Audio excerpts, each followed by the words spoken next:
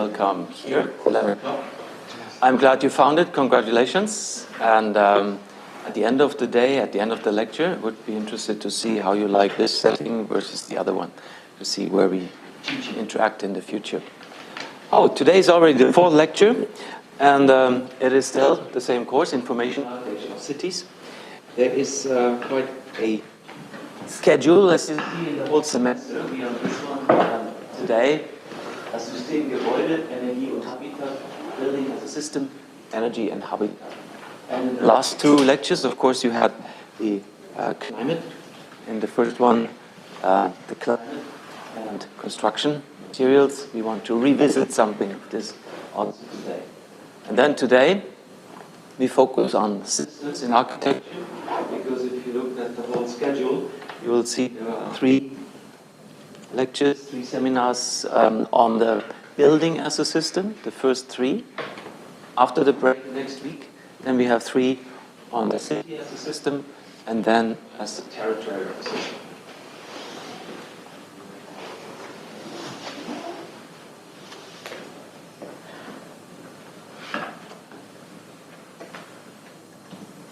So this will be the content for today, and in the end, quite interesting, we have the introduction of exercise 1. You already did receive the text for it, I assume, and I will give you some more explanation and background what it is all about. Okay, so let's revisit the past. Everybody knows this one. Where is it?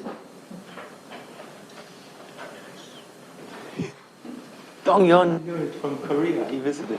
It's Siena. And this is, of course, very important for climate, because if you think of these very, very old buildings, one of the oldest banks in the world, the climate control in the interior of the building and in the courtyard and in the entire city is almost perfect. And then we go to the last lecture, materials and construction, is also from Siena, of course, and there you can see almost in a very, very pragmatic but very artful way the construction of the city hall. And in the city hall itself, there's this famous painting that some of you have seen in better quality, but this painting is really what our course is about. Somebody knows this painting? It goes around the wall? No? It is the description of the good government and the bad government, among other things.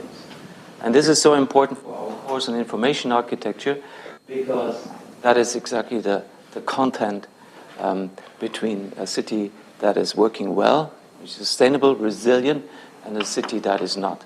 So if you can look it up in the internet, my book, it shows basically the city as a system, because on this side here is the city, and it is delineated from the outside, from the countryside, by the wall. So you have the insiders and the outsiders. And you see on the outside, this is where all the production of the food is done.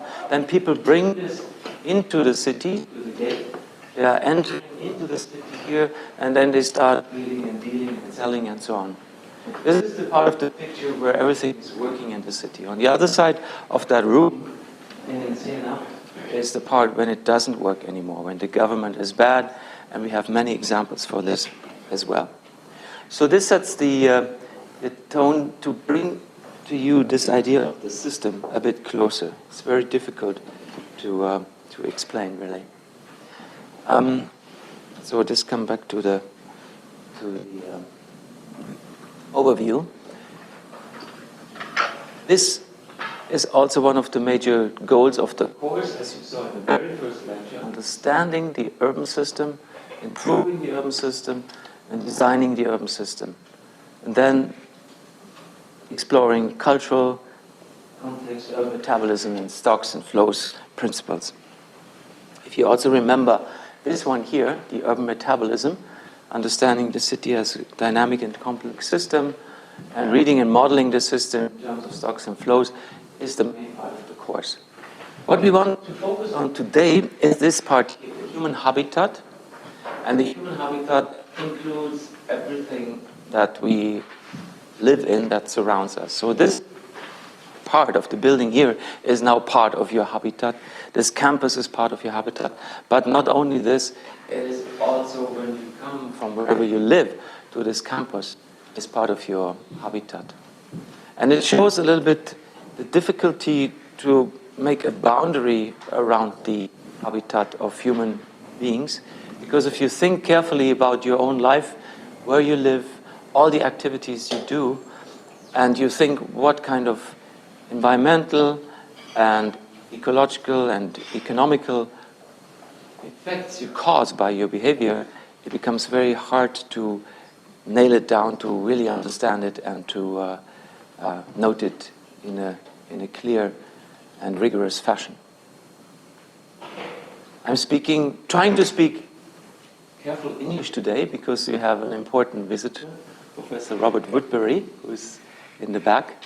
He is from Canada, and he is a very big expert on geometry and other things in architecture, and he will give one of the guest lectures in this course. And so I feel like being examined on my English the whole time.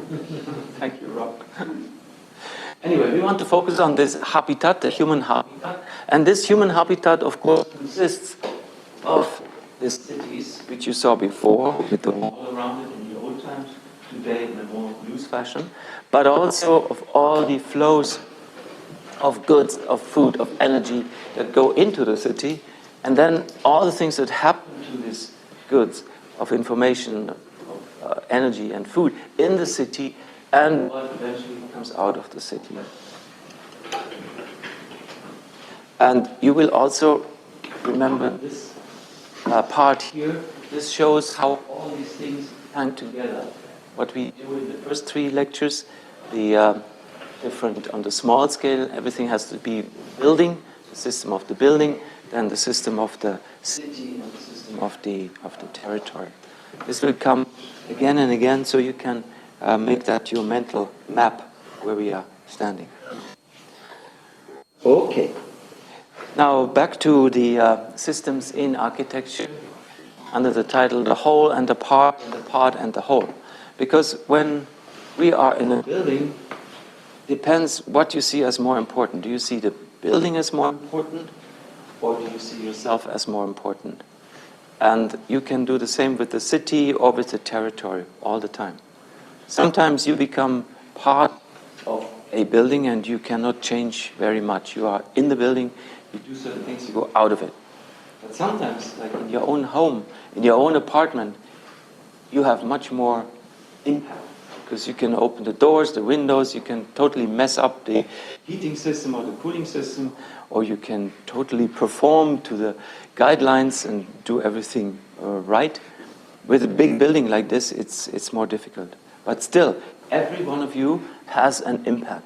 So you are the part in the whole, but the whole is also an effect on you. And this is actually what the first exercise will be about. In the first exercise, we will have the so-called Minergy standard and the LEED standard. We compare them and see how this building that we are in is performing according to these two standards. And then I think you will understand much better this idea of the whole and the part of the whole. What you are impacting the building with, and vice versa.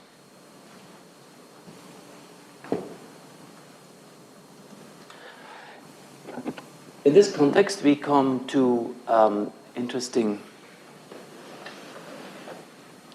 schemes, the so-called ecological footprint. Anyone knows what that means? The definition? Has anyone? Or do you know exactly what it means? Who knows exactly what it means, ecological footprint? Not so many. Okay. And the system standards, who of you knows Minergie? You should know some of them, yes. And who knows LEED? LEED, yes. Okay. Actually, that's interesting. More know LEED than Minergie, although there are more buildings built with Minergie than LEED so far. But we get to that. Before that, let's go to the important part energy and habitat, because this is directly impacting your performance issues and the standard issues that we talk about in the end. Dong-Yeon, can we switch to the other one now?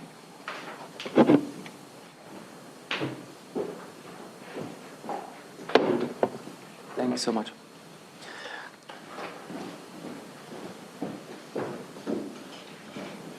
So this important concept, habitat, we see in any place where we are, because we define our habitat, and at the same time the habitat defines us. Here we see an example from Singapore, from buildings by Daniel Libeskind, where each one of these boxes, it's not a beehive, it's not the standard high-rise, but he wants to make the habitat very special for the people who live in there. But of course it doesn't end if somebody occupies this space. She or he then uses all the different facilities in this building, and that has an impact on the whole city, and in the case of Singapore, worldwide. So that is the habitat definition. It describes the human living and working environment. For each person, it is the center for his activities. Seen from the individual perspective, it appears as the increasingly dynamic spatial center of human activities. Like you move from your home to here, from here to another place on campus, and back and forth. There is the United Nations Global Report on Human Settlements describes the development of the human habitat in regular intervals. If you look at back in a few years, 1986 already, there was the first global report of human settlement as a human habitat. Then it was followed by reports entitled An Urbanizing World in 1996, or Cities in a Globalized World in 2001, The Challenges of Slums in 2003. And it goes on to Financing Urban Shelter 2005, Enhancing Urban Safety and Security 2007, Planning Sustainable Cities 2009, Cities and Climate Change 2011, and it will keep going on and on and on. This is all dealing with the human habitat and how we impact it and how it impacts us. Always the thing, the whole, the part, the individual. There's a big module on habitat in the Singapore ETH Center that you have heard about, and where some of you have hopefully seen the exhibition and the lectures in context. So housing is done by Sascha Menz, and he has a whole module working on that, and his work is also exhibited in the center. I want to focus now in the next minutes on the different types of habitats. It's not only human habitats. All of you know this one here. Of course, you can read it, but I think you know these kind of creatures. They're sometimes not very nice, but other times they're very smart. And this is a hornet's nest, and this is a very, very efficient habitat. If you look at it, the stacking of the different cells that you have there with the little eggs and the little creatures inside.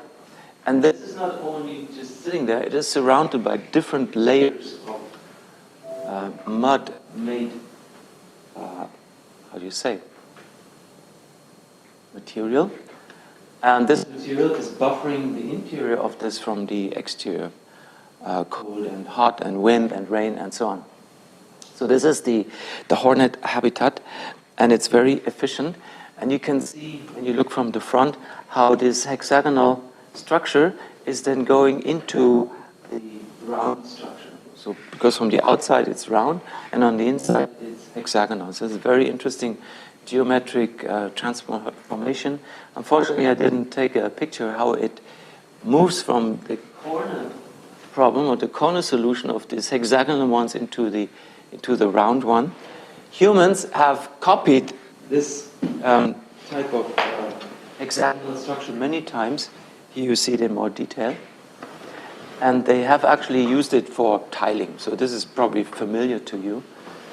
Tiling all over the place, very similar. But the humans also have problems with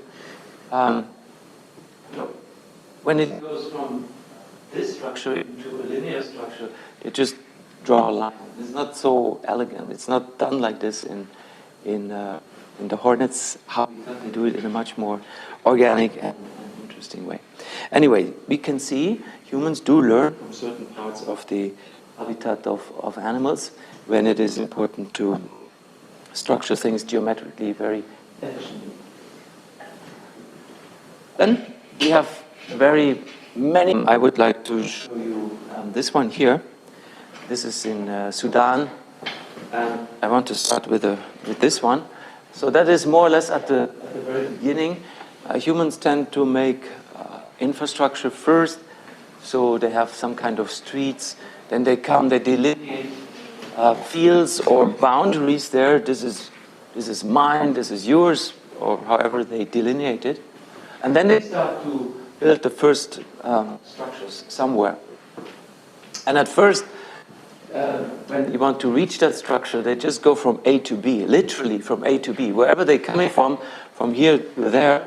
So if you imagine this was our building here, Hönckeberg, and you live over there, I don't know, in Altstetten or somewhere, you would just go across all these places without respecting houses or streets. It's not possible. It's only possible when you have a flat world and a desert, basically. But then as the settlement becomes denser, you can see quite clearly what happens. It moves from the previous state to this one. You can see, again, this delineation, and people start to form their own habitat more and more. And on this side, they go a step further. It gets denser and denser.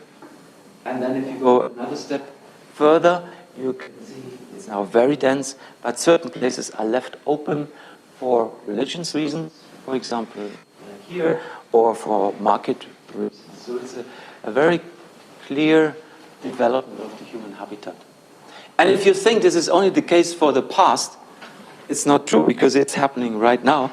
For example, in Asia and all the cities around the globe, as I was discussing in the very first lecture, there are hundreds of millions of people who go exactly through these stages now as we are speaking. Okay, so this is this habitat. Then there are very low density habitats here in Switzerland. For example, you see a house here and there, just being able to work on the fields surrounding them. Or in Myanmar, we come to this example again and again, which is relatively low density, but then higher density, like this one here, where you have already multi-story buildings connected through waterways. And then later we see high-density habitats like this one here in Singapore.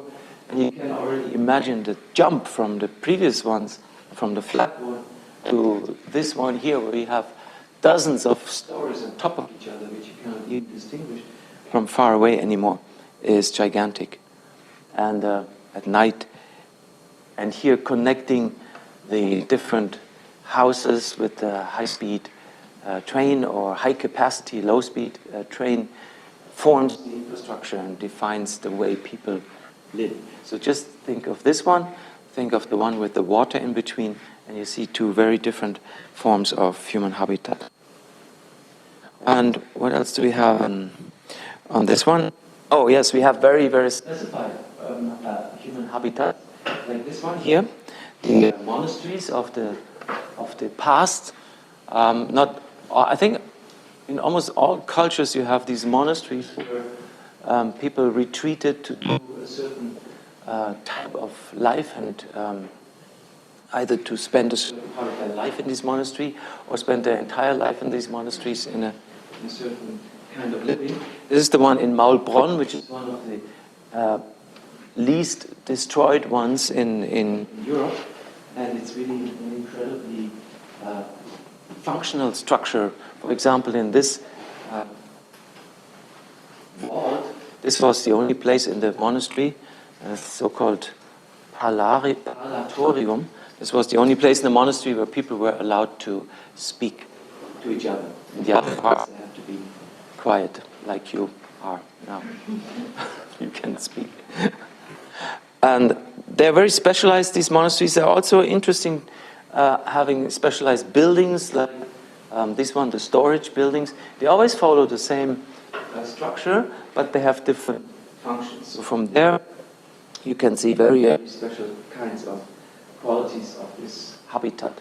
And you already have very early forms of, how would you call that today? Urban farming? It is urban farming, really. It's vertical farming, urban farming. And that's what they also. And this is not only in this culture here, this was from Europe, but you have this, of course, also in Japan, Japanese culture, where I just spent last week, that's why I was not here, where you have also monastic structures where you concentrate very deeply on thinking, on behavior. And you can see this habitat is totally different from, let's say, habitat of Tokyo, where you have 40 million of people together. Contemplation and this difference between inside and outside is very important. And if you look at the structures, at least those are the same in all cultures. The material, the wood, is used in all cultures, no matter what structure or what size of the city you have. So these are different forms of human habitat. And it goes on, the habitat of today, where I used to study when I was your age in Los Angeles, is very different from the one before. And all of you, I don't know, how many of you come from cities like this? Big ones, flat ones, big flat ones? Yes. So it's probably different from if you live in Zurich, that you can see the possibilities that this offers versus something that Zurich offers. Here also, and we will revisit these images later, you see the different functions of the human habitat. Here you have all the residential part, and then here, of course, you see it's already production, and it's separated by the infrastructure, and the infrastructure takes on different forms, and right next to this, then you have the air infrastructure, so that gives it yet another form. And you see also the human habitat is always, when it tries to spread out into the countryside, it connects and it separates at the same time. So this is an example from California, where the humans are in search of resources, and they go in there, and they change the habitat, the nature, quite drastically. This search for resources, also, if you have water, you can turn desert or previous desert into productive land area, which is typical for making a habitat, or here the same also from California. And you can see you can use all forms. You can either do the round hydration, or you can do the square one. It all works. And finally, the habitat where you try to make a combination of work and live and play, such as new cities in Asia and also in the Gulf states, where you have an affluence of money and material. At the moment, you always want to combine these things. So not only living and working is important, but also the play. And you see the play all the way going into these ferry wheels and this very colorful nightlife and so on. This is part of this habitat. Or you have entire lakes built for leisure, where you want to have your fun, and then the habitat is built around, temporary habitat is built around it. Now you might think, what does that have to do with the topic of the exercises and the previous one? All of this, of course, decides very much how much energy or how big your footprint is, your human footprint is, that you leave behind as an individual. So if you go back to this one of the very first images that you saw about the Siena example, where the people were working in the field outside, then they go through the gate in the city, they sell their things, and they go back outside, or they stay in the city. The impact, the so-called footprint, ecological footprint of these people was relatively tiny compared to somebody who maybe has a house here, but in order to buy the house here, it means that before that the street had to be built, the lake had to be dammed, and all kind of other things had to be done before. And maybe sure he has to go there by car or by helicopter or by plane. All these kind of things impact your personal footprint.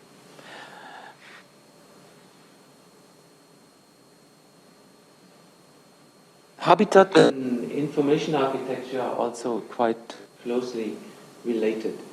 Some of you, who of you came after February 9th of this year into this country? Just a few? Well, that's quite a number. But there was an important vote in Switzerland on February 9th, where the Swiss decided, partially on their habitat, if the immigration could go on as it was in the last years, or if it should be slowed down and something should be found to slow it down. So this is a function of people in a certain habitat to either keep it the same, or to slow it down, or to open it up, or to close it down. So this is all possible. Before that, already in each one of the Swiss cantons and in the Swiss communities, you have both. For example, there was one on the Raumplanungsgesetz, the space planning law, which is a direct link between information architecture and the habitat that you live in. Because with your vote, with your information that you have, you influence the density, for example, of the place where you live, and you exclude certain things and you encourage other things.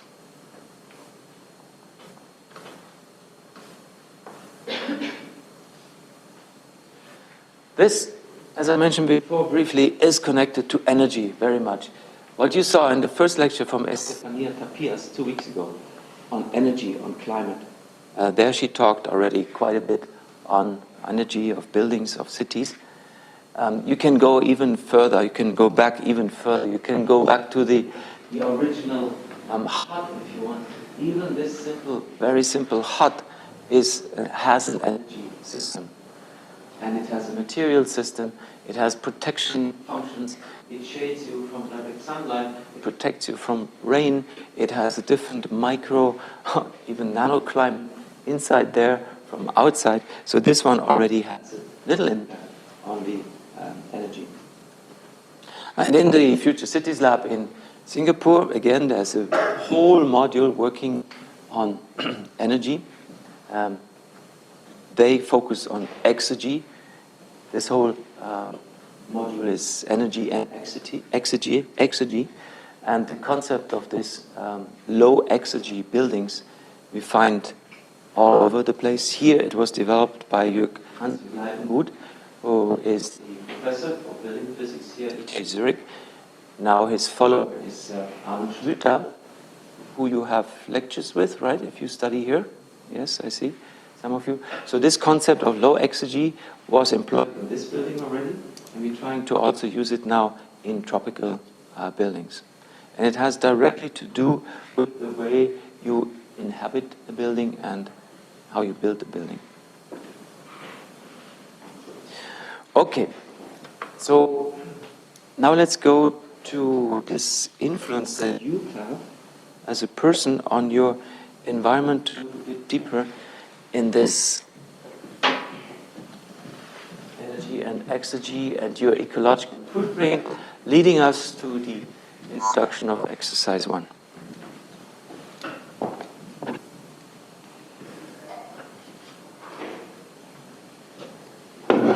It's good. To prepare that, and maybe to make it a bit better understandable, if you have calculated your ecological footprint already, does anyone know her or his ecological footprint, or knows what it is? No. Okay, so do you think it's worth knowing? It's a system that was invented actually quite a while ago in the 90s already by a Swiss researcher, Mr. Wackernagel, who came up with this idea. And he wanted to calculate every individual's life, not only the action, really would require of area in the world to sustain her or his life with all the actions she or he is doing. That means if you live and just breathe and just live on your land and just grow the tomatoes and eat them immediately and just grow everything what you eat around you, you will have a very small ecological footprint. But if you live like most of us live and you do all kinds of travels and so on, your ecological footprint is very big. That led to the conclusion, if you only look at one person, that's maybe not so interesting. Let's look at a whole house with many people. Let's look at a whole city with thousands of people or millions of people. Let's look at a whole country. And then let's look at the whole world. So how big is the ecological footprint of the world? And they found out it is bigger than the world itself. That means it eats up more resources than it can recover in 1 year to regrow the forest, to regrow the land and all the resources that are growing there. And at the moment, we're running at a quite high ecological footprint for the whole world, which is much more than the world can recover.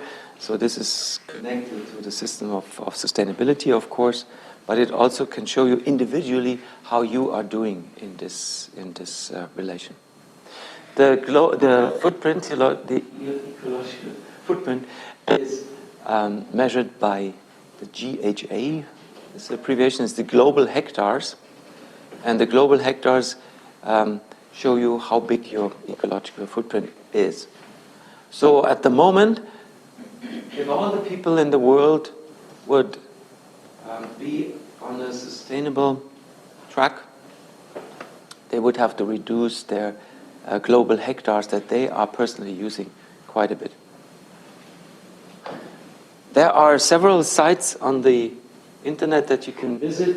I just choose 3 of them.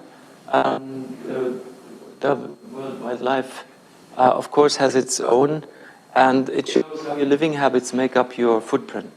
So you can see already, it's the food, it's the home, it's the travel, it's the stuff. And it shows you, this is the real point I want to get at. It is not just the building that makes your ecological footprint, but there's many other things. So the food, of course, is a huge part. The travel is normally the biggest part, and stuff is what you buy and so on. And then you can go into this calculation, and each one of you can do that by yourself. I don't know if you want to do that, but it's actually quite interesting. Coming there? No.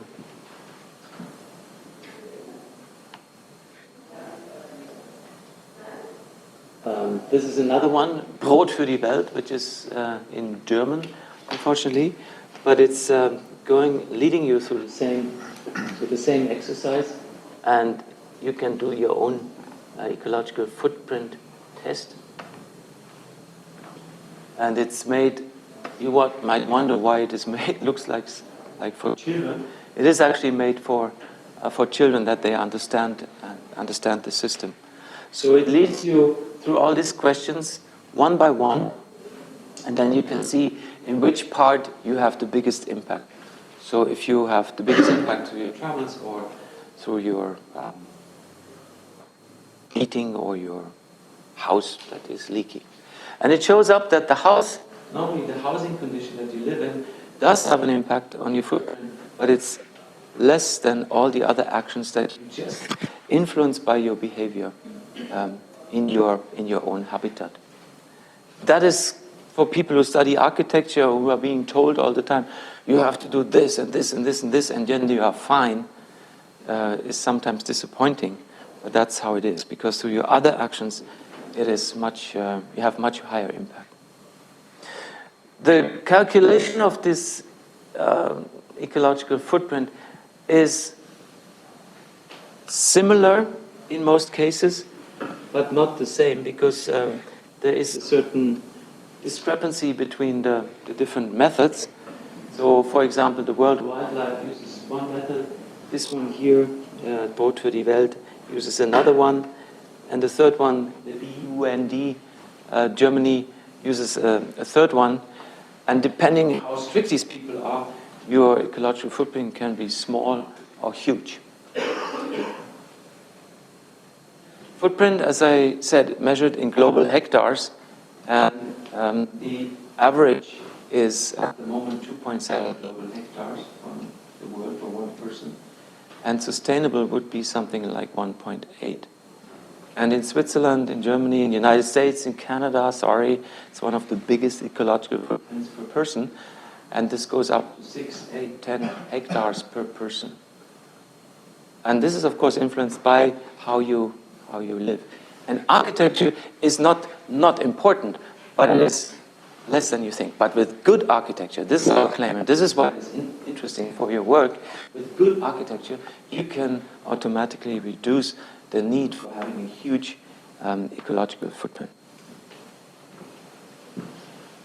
So these things are available in the websites, and if you want, please visit them.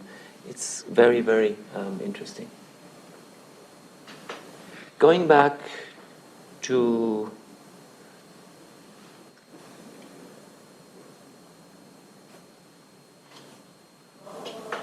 our scheme here.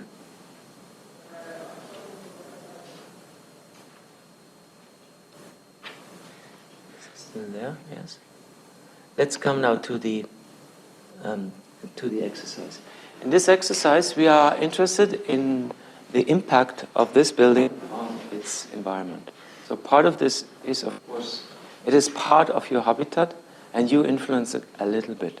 Not too much, but a little bit. The building itself is built in a way that it should have a very small ecological footprint by design, by the standards it was built for. So we were very happy that this is the case, and we moved into the building. Everybody likes the building because you have many features that other buildings don't have. For example, what do you like in this building?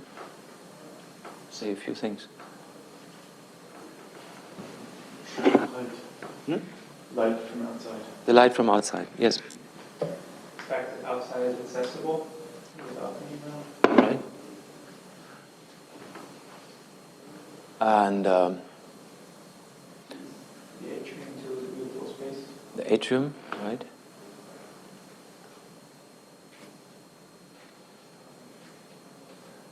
Also, I find it very good that you can use it in a totally flexible way, like this. We can just build this wall in here, and you don't have to do huge exercises. Just open the floor, put it there, fix it at the wall, and that's it.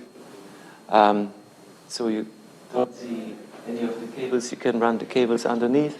The whole box with all the computers is standing there. So it's a very easy way to adjust this building. You don't have to call in, jackhammers and tear down walls and do all kinds of things, which are all energy-intensive activities to change the building. Anyway, this building was built according to the so-called Minagi standard. Minagi, as it's written here, is a sustainability brand. Unsupported brand. No. Let's see. My machine has sometimes problems. It's back now. Okay. Brand for new and refurbished buildings. It's mutually supported by the Swiss Confederation, the Swiss cantons, along with trade and industry, and is registered in Switzerland and around the world and defended firmly against unlicensed use. So it's a brand. It's not a requirement. But if you build a building and you build it according to this label, if you want to get this label, you have to do it according to the standard. And it is a very strict standard. If you have downloaded the web documentation already, you will see it's a list of things that you have to fulfill. And this building here fulfilled all these things. The energy consumption of a building is, of course, an important part of this. And here are the standards where you can download them, information for architects and also the charter that they have developed for this is all in your documents.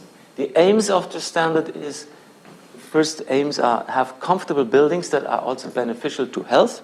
This is the case here. Many of the other buildings we have on campus are not so beneficial to health because people go in and get sick the first 3 months. This is unfortunately really the case because of all these things coming out of the materials, and later they either adapt to it or they have to do other things. Then the second goal is to have high energy efficiency and drastic reduction of the use of fossil fuels such as oil, gas, and coal. And the third part is inexpensive systems providing high long-term value of buildings. So this is the Minergie standard goal. To, of course, help the environment. This is the link to this footprint. So if you have a Minergie building, the footprint of this building will be small compared to one that is not. And the strategy is a driving force. This Minergie standard is a driving force in renovation of existing buildings and the construction of new ones. It is driving force because if you have built something to Minergie standards, you can normally sell it at a higher price than if it's not. Because if you have it to Minergie standards, then the maintenance cost, the yearly costs will be lower than the other ones. And the measures, you can measure these things before you build them by inspecting the documents, and afterwards, of course, when it's in function. There's another set. This is normal Minergie is focusing on these three things: the high thermal comfort, in the summer having sun protection from the outside, and systemic air renewal in the building. But then there's a sharper standard which is called Minergie Eco, and it has additional criteria that you have to fulfill. For example, daylight. This is this here, not daylight. If you don't have every single office space directly accessible to daylight, it's bad. Schallschutz means noise protection and interior climate, that you don't have tiny rooms, but that you have spacious places where the air is comfortable and so on. Then also the building concept, the materials that you heard about in the last lecture, the gray energy embedded in every material in the building is important. That's one of the reasons why, for example, outside and inside you see all this natural stone with extremely low energy embedding in the material. So that's Minergie Eco. And then on the other side is this LEED standard. LEED is used in the English-speaking parts of the world, also in Asia. It's called Leadership in Energy and Environmental Design, LEED. And it's a set of rating systems for design, construction, operation, and maintenance of green buildings, homes, and neighborhoods. So I encourage you for the exercise to read those two standards. How you, when you design a building, make sure that it's according to these standards. The reading is not too long, so you don't have to spend too much time with this. And more important, you already have a building where you can apply to. Take this building, study it. We'll give you some numbers for the building and also some plans, and you can study and check if this building and where this building is according to this or not. Interesting, the LEED system works with points. So if you have a LEED certified buildings, you can reach 40 to 49 points out of 100, which is the maximum. Silver is 50 to 59, gold is 60 to 79, and platinum it's 80 points and above. Interesting, these are all kinds of different parts of our habitat. You see, the site is important, the water efficiency is important, energy and atmosphere, materials and resources, indoor environmental quality, and so on. So it's similar to the Minergie, but it has additional criteria.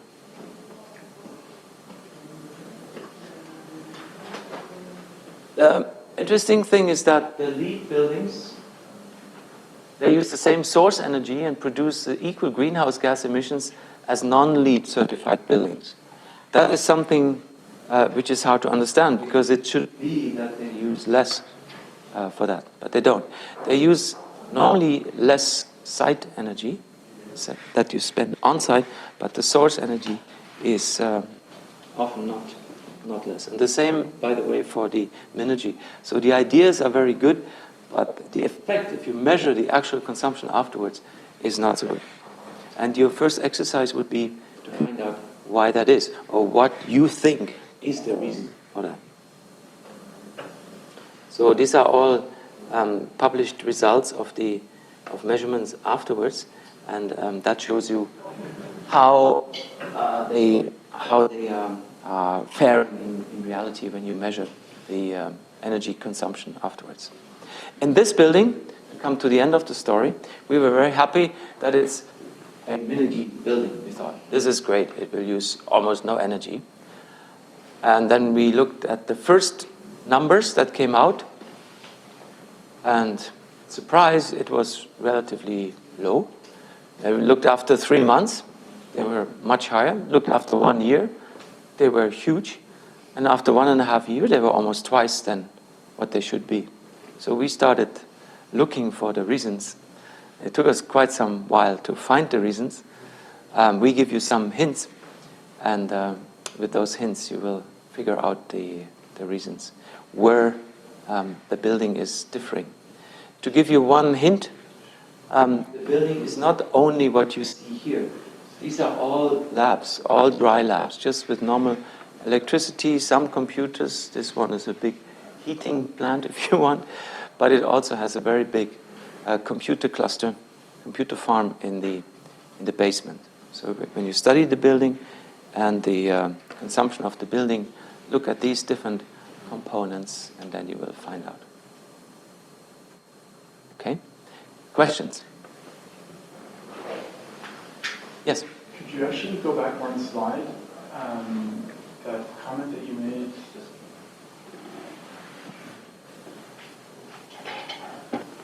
This one? Yeah. Those 2 sentences, just elaborate exactly what is meant by the source energy versus site energy. Source energy, when you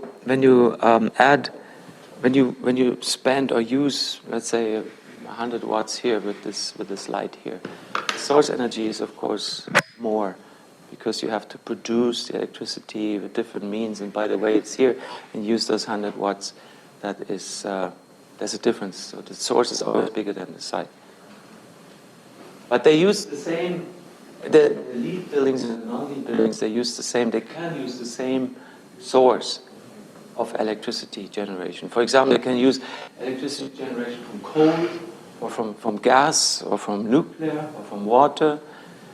But and the same source, same source, same energy source, but they use less energy. On site, it could be that they use less. They consume less of that energy coming from that source. Because that's the whole goal, is to, partially of the standards, is to reduce the operational energy used in the building. Right, this is one source. But see, this is exactly the trap, and that's what I want you to think out of this box of the building. Because as you will find out during the course, it might be much more important to focus on the source than on how much you spend in the building. If you look at the building as a system, that's already quite difficult to understand. But if you look at the class or city as a system, it's even more difficult. If you look at the whole country as a system, then exactly this question comes up. And we have this question right now. It's a burning question. We voted to get out of nuclear energy, which is 40% of our electricity production, and we have to replace that with something. If we replace it with whatever, coal energy or gas energy, our footprint would become much bigger than before. And that was not the idea of getting out of nuclear. So that's only one example.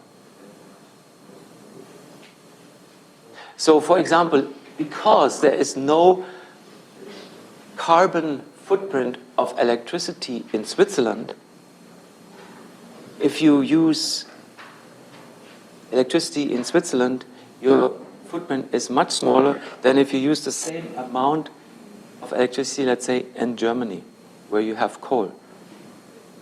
You understand this thing? So if you save energy in Switzerland, it will do less to your carbon footprint than if you save the same amount of energy in Germany. And this is the dilemma that we have. And that's why I urge you always to look beyond yourself, beyond the building, beyond the city. Look where the energy is coming from and what kind of source of energy was used to produce that.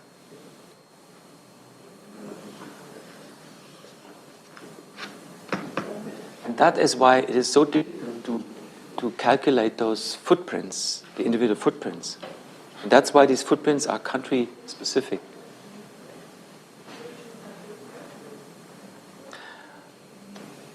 However, if you look at the bigger picture, it gets even more murky because Switzerland is like a platform for energy exchange. So you cannot say all the electricity that we use here is coming from Swiss sources.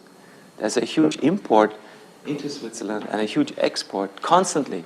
You can look this up on the web and you see huge streams of energy going in and going out at the same time. So you cannot say where this is coming from. Makes it even more difficult.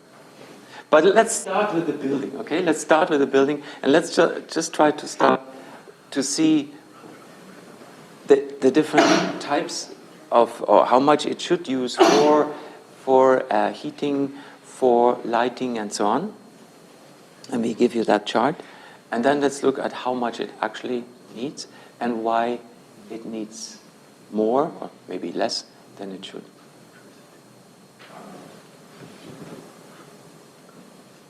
So if we would have the whole time now air conditioning running here, when it gets warm, of course the footprint would grow and the consumption would grow. And here we can just open the window, finished, and this is no additional consumption. And this is an architectural feature that this building offers that many other office or university buildings don't offer.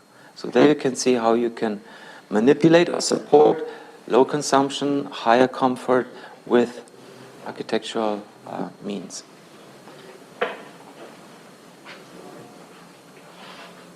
Don't despair. You look like very worried. You have more questions? Yes? Do you believe that, in a way, or personally believe, sustainable cities are possible? The what? Say again? A sustainable city is actually possible. Yes, of course. But do you think you can actually superimpose it on the cities that are already built? Yes, but you cannot superimpose it. You have to build it from the bottom up. That's why you have to learn this, and you have to start doing this everywhere. It only works this way. Superimposition doesn't work very well. Maybe for a short time and then falls apart. But if the people really support this way of living and dealing with their resources, like they do in most Swiss cities, it really works. Because some of the cities here, some of the environment here was exactly as it was in Pittsburgh, where Robert Berry and I lived and worked for quite a while, or in China now, and it was the people who decided they don't want to have these conditions anymore and improve it. So I'm totally convinced it can be done. But you have to know where this stuff is coming from, because if you focus on the wrong thing, only with your building or your window panes, which is all very important, and lose the big picture, it doesn't help.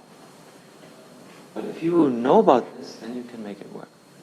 So for you, it's the physical building and its footprint is less important than the users and where they live and how they commute and how they use the heating and cooling system? It's not less important, but it's only one component. This is what I want you to see. It's one component, a very important component, because the building sector in this country, and like every country, is almost between 30 and 60% of the total energy consumption. So it is a very important factor. But in the building, it's not the buildings that eat the energy. It's the people who steer the building system. And we know that even the most energy efficient buildings, which use zero energy or plus energy buildings, if you run them in the wrong way, they're like machines, you can waste it all. That's the personal component of you. And that's why in one of these footprint exercises, just for fun, And you see, if you set in different numbers in your travel behavior, in your building operation, do you even know how many degrees your house is running on? Exactly? Who is running below 17 degrees now in winter? Rob, yes, you know. Sure. But some people have 24, 28, they don't know even. And that makes a huge difference. That's only one. How you open the window and all these simple things, if you add them up, they have a huge impact. But how come when we look at energy consumption of a country or the world, the building industry is so big? When we look at the energy consumption of an individual, it's a lot more the traveling and consumption part than it is the living or environment. How does those two numbers go together? They go together very well because it's difficult for a country to calculate this. Let's say you drive a car every day. You drive 20, 30,000 kilometers a year. And that's already a lot of driving. But this is just as much if you take the plane once to fly from Zurich to Singapore and back. So it goes that fast. You don't think about it. And if you look then how much you could have a huge building heated all the way up the whole year, and that would be less than just driving this car so much or flying to Singapore once a year. So that's why. And who do you contribute then this flying to? To the country where the plane lands or where it originates from, or to the country where the kerosene is coming from, or what? So in the whole, the footprint is different from the individual. And for the buildings, the footprint is big also because there's so much energy embodied in the materials to produce it already. Yes? And that might be one of the differences between the country level analysis and the individual level analysis. Just going back to that last question, whereas at a country level it's easier to calculate the entire construction industry, where at the personal level they might not, those online tools might not do that. They might just consider how much you spend on heating in your house, but right. not all the cement and all the machinery that goes to constructing exactly. new buildings. And just start thinking, it's an endless story. We come to this specifically when we deal with stocks and flows in after the seminar week. Because in the stocks and flows you can follow exactly these flows of energies, or flows of materials, stocks of materials, how much it takes to produce them, and that is a huge calculation. The footprint, I would say, the footprint calculation has very strong limits. It's more a concept. I have given also if you want to go at it scientifically, it's very elaborate way to do that, and it's exact in particular, but not in the overall, because the system limits that you put around them are hard to define. Where does it stop? And that's why when you focus only on a building, it is easier.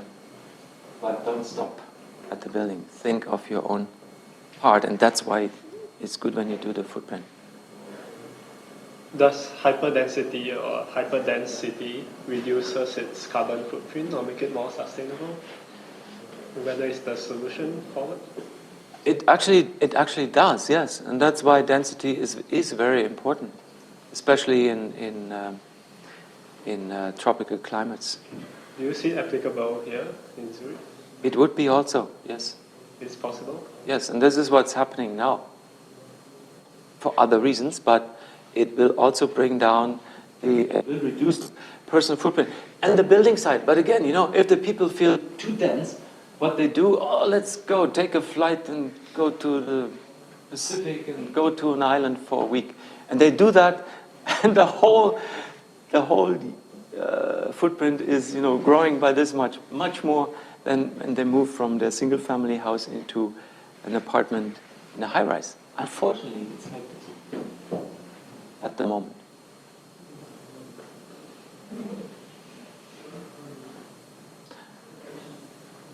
But we could go on forever on this. The attempt of these two standards is to look at the system of a building and see how the different parts of the system are interrelated. And they try to focus on the most important parts, where you can actually do something. to reduce the footprint of the building. They cannot do much about reducing your own footprint if you choose to do so. But if you live in a more energy efficient building like this one, normally people are also less wasteful with energy.